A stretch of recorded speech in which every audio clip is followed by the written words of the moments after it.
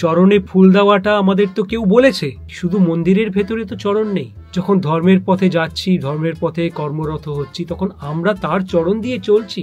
কলিযুগী ব্রাহ্মণরা, কলিযুগী ব্রাহ্মণ ওরা হয় যারা জন্মের থেকে ব্রাহ্মণ হয়, কর্মে ব্রাহ্মণ হয় না। আর ধর্মের থেকে পলায়ন না করি বা অধর্ম পালন না করি, তাহলে আমার কোনো পদ্ধতির দরকার নেই, আমার মন্দিরে যাওয়ারও দরকার নেই। লোকেরা পদ্ধতি মানছে, কিন্তু তারপরে গিয়ে অধর্মের কাজ করছে, অধর্মের খাওয়া খাচ্ছে। আর সত্যযুগী ব্রাহ্মণ ওরা যারা কর্মে ব্রাহ্মণ হয়। আমাদের সবার যখন জন্ম হয় আমরা শূদ্র হিসাবে জন্ম নিই, তারপরে আমাদের কর্ম হিসাবে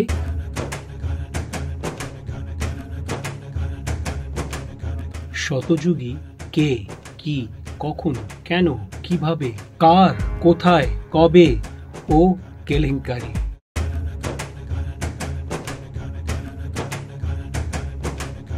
আজকের প্রশ্ন হলো, ধর্ম মানে কি ভগবানের চরণে ফুল দেওয়া? আসলে আমরা এখন ধর্মের সঙ্গে রিলিজিয়ন বা মজহবকে গুলিয়ে ফেলেছি, বা গুলিয়ে ফেলানো হয়েছে আমাদের কুশিক্ষা দিয়ে বা আমাদের অনেক কারণে। তার মধ্যে একটা কারণ তো এই যে দেখো, এই কলিযুগে, আর স্পেশালি যখন থেকে এই বিদেশি আক্রান্তারা, বিদেশি পিশাচরা আমাদের ভারতের উপরে এসে অত্যাচার আর পিশাচগিরি করা শুরু করেছে, তখন থেকে আমরা অনেকটা হয়তো নিজেকে বাঁচাবার জন্য, নিজের পরিচয়টা, নিজের আলাদা যে আমরা, সেই জিনিসটাকে বাঁচাবার জন্য আমাদের অনেক কিছু করতে হয়েছে। যেমন অনেক এই যে চরণে, ভগবানের চরণে ফুল দেওয়া, এই চরণে ফুল দেওয়াটা আমাদের তো কেউ বলেছে। যারা ভেবে নাও কলিযুগী ব্রাহ্মণ, তারা হয়তো বলেছে যে এই জিনিস করো, এইভাবে করো, এইভাবে দাও, এইভাবে করো, চরণে ফুল দাও। দেখো, তোমাকে একটা জিনিস বলি, ভেবে নাও তোমার মাতা পিতা, তারা তোমার জন্য, সে কেউ খাটছে, কেউ খাবার বানাচ্ছে, কেউ নিয়ে আসছে, তোমাকে দিচ্ছে। তোমার কি মনে হয় ওরা নিজের জন্য রাখতে পারে না, নিজে খেতে পারে না? যে আমাকে যখন ওরা করছে আমার জন্য, আর আমি যখন একটা শিশু, তখন আমাকে ওদের দিতে হবে, তখনই ওরা খেতে পারবে, তখনই ওরা পাবে। ফুল যখন গাছে ফুটছে, ফোটাচ্ছে কে? সেই তো ফোটাচ্ছে যার চরণে তুমি দিচ্ছ। সে যখন ফুল ফোটাচ্ছে, সে যখন চারিদিকে আছে, সব জায়গায় আছে, তার চরণে ফুল নিজে নিজে চলে যাচ্ছে। তার যত ফুল দরকার সে অত ফুল নিজের চরণে দিয়ে দিচ্ছে। আর চরণ কি শুধু মন্দিরের ভেতরে তো চরণ নেই, চরণ তো মন্দিরের বাইরেও আছে। ভগবানের চরণ যেখানে তুমি দেখছো, সেটা তো মূর্তির চরণ, সেইটা প্রতিমার চরণ। সেই চরণ ছাড়াও পুরো পৃথিবীতে তার চরণ। আমরা যখন ধর্মের পথে যাচ্ছি, ধর্মের পথে কর্মরত হচ্ছি, তখন আমরা তার চরণ দিয়ে চলছি। আর তো সে তার চরণে ফুল উঠিয়ে, এই সাদা ফুল এইটা এর চরণে যাবে, এটা লাল ফুল এটা ওর চরণে যাবে, এটা ওই ফুল এইটা সে পছন্দ করে, এইটা সে পছন্দ করে না, এই সব করা হয়েছে, কারণেই করা হয়েছে, ভালো কারণেই করা হয়েছিল, যাতে কি আমরা, সেই জন্যই তো আমাদের এই সনাতন ধর্ম, হিন্দু নামও হোক কেন না হোক, এই সনাতন ধর্ম, হিন্দু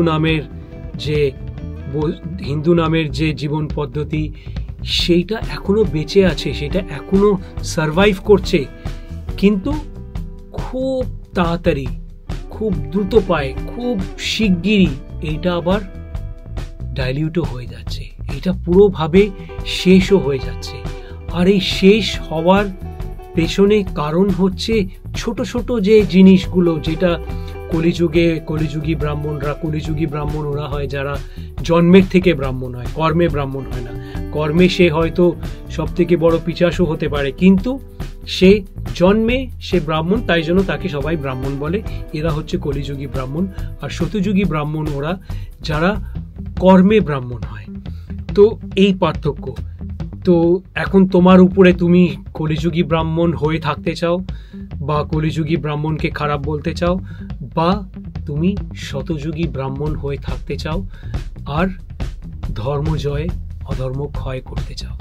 তো যাই হোক, তো ওরা অনেক কিছু, অনেক গল্প, এই যে পাঁচালী পড়া, পাঁচালীও আমাদের রিসেন্টলি বিপত্তারিণীর পুজো হয়েছিল। বিপত্তারিণীর পুজোতে এমন এমন গল্প আছে, সেই গল্প কোনো শাহ তার গল্প, কোনো মুসলমান তার গল্প, কোনো মহিলা, কোনো রানী সে গরুর মাংস দেখতে চায় তার গল্প, এই সব কিছু আমাদের ভারতবর্ষের ইদানিং সব জিনিস।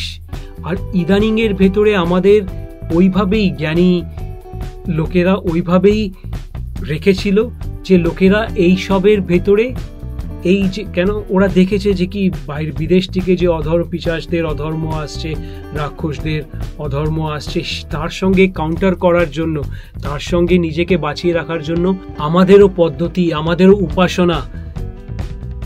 উপাসনার পদ্ধতি, আমাদেরও এইগুলো দিতে হবে। তাই জন্য ওরা দিয়েছিল।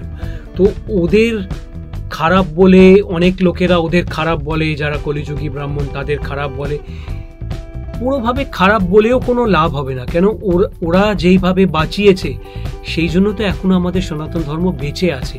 তাই জন্য আমাদের এই জিনিসটা পুরো ভালো করেই বুঝতে হবে যে আমাদের এই যে পদ্ধতিগুলো, এই পদ্ধতিগুলো ফুল চরণে দেওয়া, সাদা ফুল দেওয়া কৃষ্ণের চরণে, এই নারায়ণের চরণে, এই পদ্ধতিগুলো আমি যদি নিজের ভেতরে, নিজের অন্তরাত্মার ভেতরে ধর্ম পালন করি আর ধর্মের থেকে পলায়ন না করি বা অধর্ম পালন না করি, তাহলে আমার কোনো পদ্ধতির দরকার নেই, আমার মন্দিরে যাওয়ারও দরকার নেই। কিন্তু আমি যদি ওইসব না করি, সেই জন্য না করলে আমার ভক্তির দরকার হবে, আমার এইসব পদ্ধতির দরকার হবে। কেন, আমি তো এত বছর তো আমি এইসবের ভেতরেই ছিলাম, আমি তো দেখেছি লোকেরা পদ্ধতি মানছে কিন্তু তারপরে গিয়ে অধর্মের কাজ করছে, অধর্মের খাওয়া খাচ্ছে, অধর্মের জিনিস করছে। তুমি জানো আমাদের দেশে সব থেকে সেকেন্ড, পুরো দুনিয়াতে সেকেন্ড আমরা বিফ মানে গৌ মাংস আমরা এক্সপোর্ট করি। এখন হয়তো সেটা মোষের মাংস হিসাবে এক্সপোর্ট হয়, কিন্তু গৌ মাংস তো আমরা করেছি। আর যারা সব থেকে বড় বড়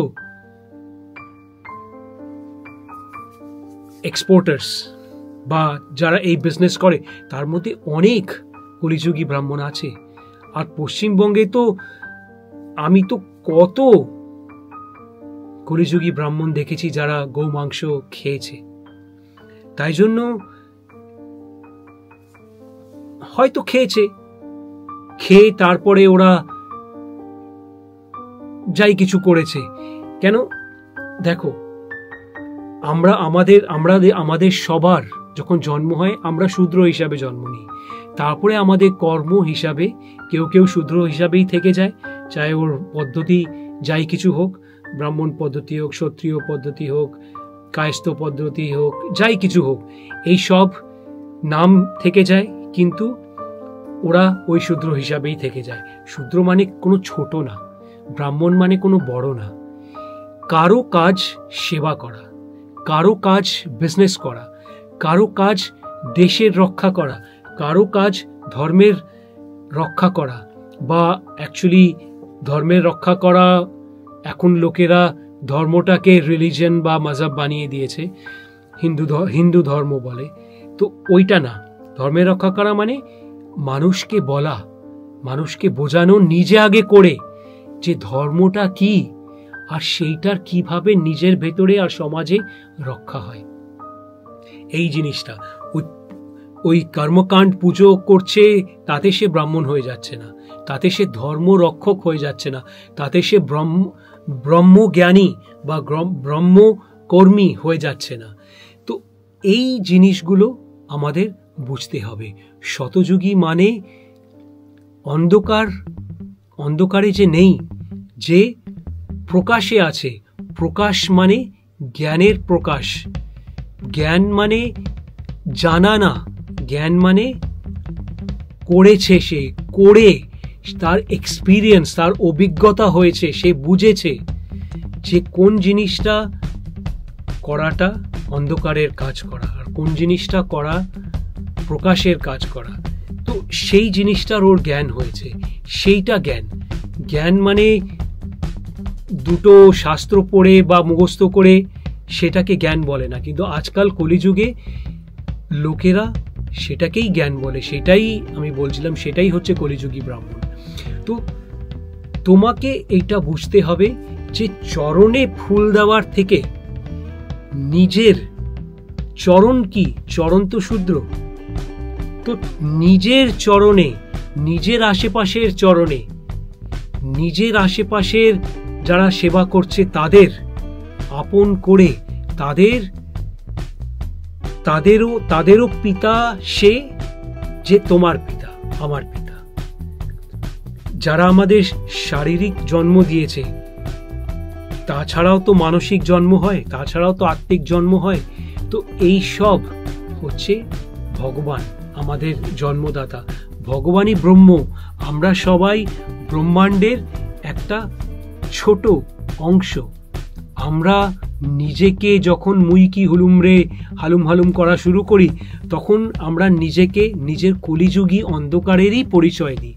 তাই জন্যই তোমাকে জানতে হবে যে চরণে ফুল, তুমি নিজের ভেতরে যে ভগবান আছে সেই ভগবান, তুমি যখন নিজের চারিদিকে সুন্দর ফুলের গাছ লাগাচ্ছ, সুন্দর ফুল হচ্ছে, ওখানে বাটারফ্লাই আসছে, অনেক সুন্দর সুন্দর ভবরা আসছে, সবাই আসছে, আর যে ভ্রমর এসে এরা সবই করছে, তুমি একটা ইকোসিস্টেম বানাচ্ছ।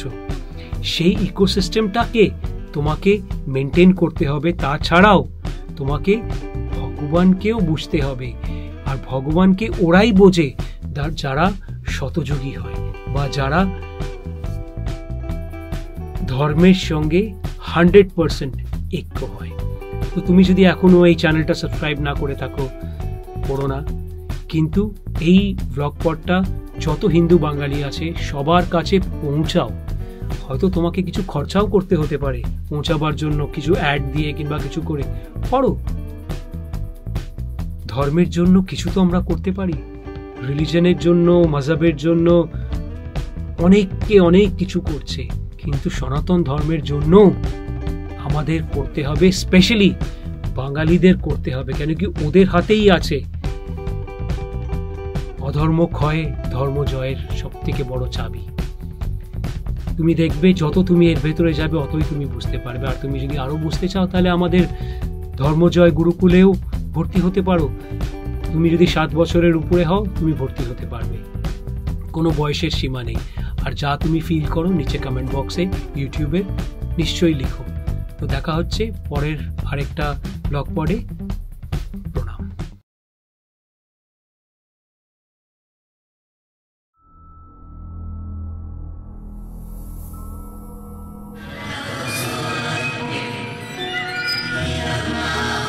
Human, alive, human, dead, finish.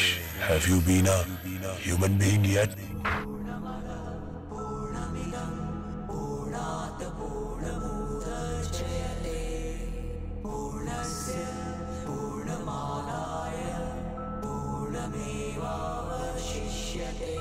শুধু আমার আমি, শুধু আমার, শুধু আমি ছাড়ো বন্ধু,